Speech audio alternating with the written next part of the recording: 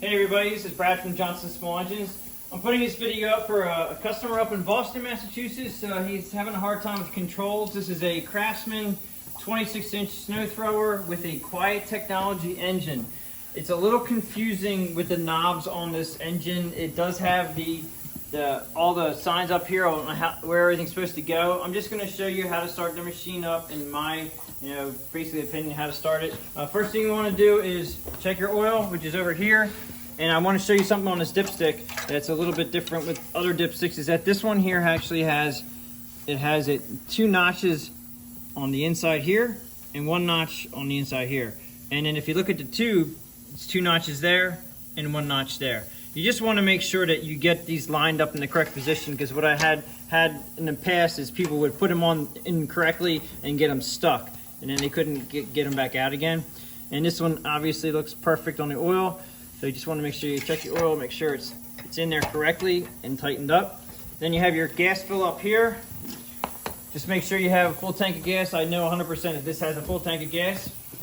As far as going down to controls, you have 4 different knobs. This one here is your on and off. They have a button, and basically it's just a push-in button. Make sure that's in or it will not start. All right, your throttle is here. And if you look up on the top up here, it does have a rabbit, which is stop, and that's also an on and off switch there. And the rabbit up here is fast. That's a turtle. I said rabbit. That's a turtle. So you want to make sure that you're either all the way up on fast. Now I would usually bring it down about 3/4. I don't like to start anything at full speed. 3/4 throttle. If you do have it on turtle or all the way over to the right here, this is actually stop, and you don't want to have it there because it will not start either. So make sure you're at least 3/4 throttle. Make sure your switch is in. The choke knob is down here, and this gets the confusing part, is that people didn't understand by the diagram up top which way the choke was on. So what I have done here for my customer is to put choke on this way, and then on is over here. So I put a little silver mark on the knob here, and then when it's at the choke, when the knob is at choke, that means that this is on choke now. So basically you just have to remember that this little nubby here, when it's facing choke, is on. All right, and then run position is all the way over at the other side. And then we have the primer bulb here.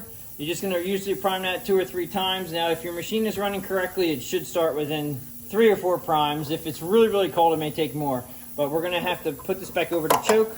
So now it's on choke. I'm going to prime it 1, 2, 3 times. Pull cord here. I'm also going to show the electric start, but right now we're just going to start it, make sure it runs.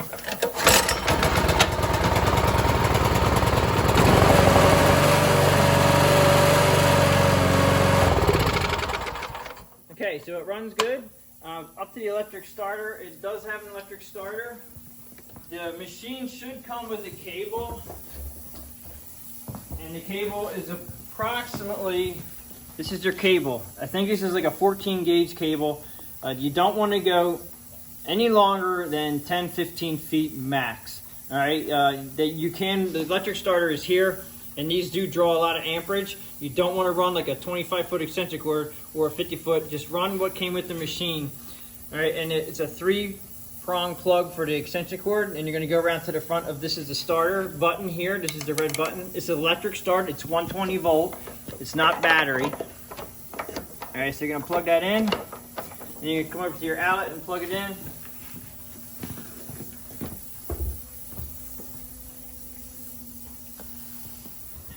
Have everything set up the way we had it before. You want to have choke on, which I'm just going to do real quick. Choke on, prime it a couple times. Now, as far as starting it goes, you're plugged into your outlet, you're plugged in here, you're just going to hit the button until it starts.